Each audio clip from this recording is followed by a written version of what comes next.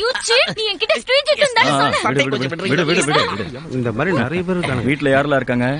வீட்ல ஒரே ஒரு பொண்டாட்டி 3 பசங்க. பொறம்புக்கு நாய. உன் பொண்டாட்டிக்கு முதல்ல போன் பண்றா.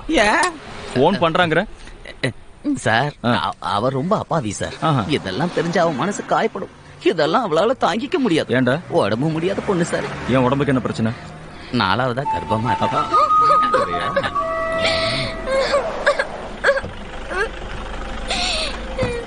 கண்ணு ஏமா கண்ணு எதுக்காகமா இப்படி அழுதுட்டு இருக்க?